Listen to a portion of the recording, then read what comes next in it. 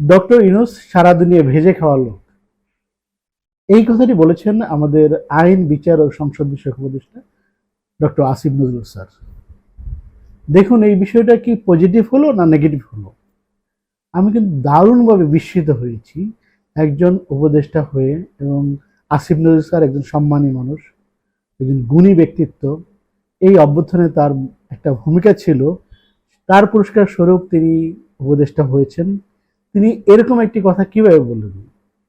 একজন Nobel laureate, সারা পৃথিবীতে যিনি মানবতার কথা বলে, সারা পৃথিবীতে যিনি ক্ষুধামুক্তের কথা বলে, সারা পৃথিবীতে যিনি কর্মসংস্থানের কথা বলে, সারা পৃথিবীতে যিনি সামাজিক বিজনেসের কথা বলে এবং যে শান্তি, অর্থনৈতিক শান্তির কথা বলেন, তার যে 3-0 থিওরি, সেটা আসলে পৃথিবীব্যাপী সমাদৃত এবং এটার মধ্যে মানুষের কল্যাণ নিহিত রয়েছে।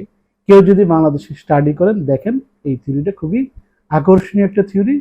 এবং আল কোরআনেও এই ধরনের থিওরিটা দেওয়া আছে, মানুষের যে রাষ্ট্রের কল্যাণ বা সামাজিক কল্যাণের বিষয়টা এভাবেই আল্লাহ ব্যাখ্যা করেছেন। ঠিক ওইটারই প্রতিধ্বনি ডক্টর ইউনূসের কণ্ঠে আমরা পাই। হ্যাঁ, ডক্টর ইউনূস স্যার হয়তো এটা জেনে করেন নাই, তিনি নিজে থেকে লেখাপড়া করে স্টাডি করেছেন একটা মানবিক সমাজ গঠন করার জন্য।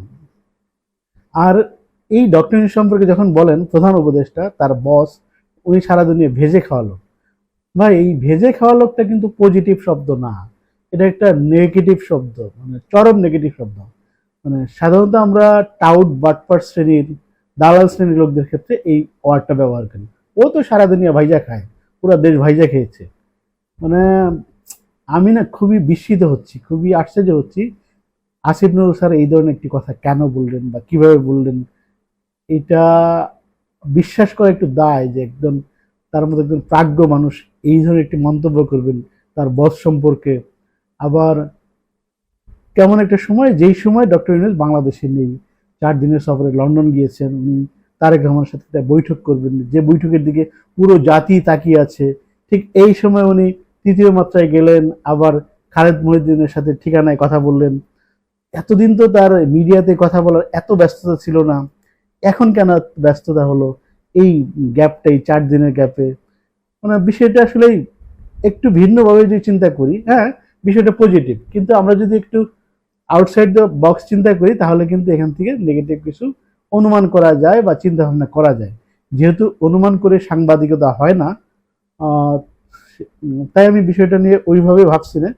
তবে স্যারের এই বিষয়টা যে রহস্যময়, কেউ কেউ এই বিষয়টা ভাবতে পারেন। এবং উনি এত ব্যস্ত মানুষ, কখনোই সময় পান না মিডিয়ার সামনে, হঠাৎ করে এই সময়টা বেছে নিলেন যেখানে একটা বিষয় ফয়সালা হতে যাচ্ছে এবং এই বৈঠকের পরে সারা দেশে একটা সুন্দর সুবাতাস বইবে। এই সময়টা এইটা উনি না বললেও পারতেন, এইভাবে নেগেটিভলি উপস্থাপন না করলেও পারতেন। দেখুন, সারা পৃথিবীতে ডক্টর ইউনূস অনেক সম্মানিত ব্যক্তি, অনেক মর্যাদা সম্পন্ন ব্যক্তি, তার ব্যাপারে এইভাবে এই বিষয়টা আসলে বলাটা আসলে মোটেই আমার দৃষ্টিতে সমুচিত মনে হয়নি। স্যার অনেক বিজ্ঞ প্রাজ্ঞ মানুষ, উনি ভালো বলতে পারবেন। যাক, ধন্যবাদ সবাইকে।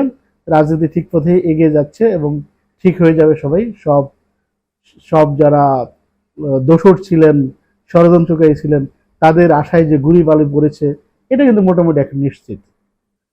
ঠিক আছে, আমরা দেখতে থাকবো আজকের বৈঠকে কি হয়। ধন্যবাদ সবাইকে।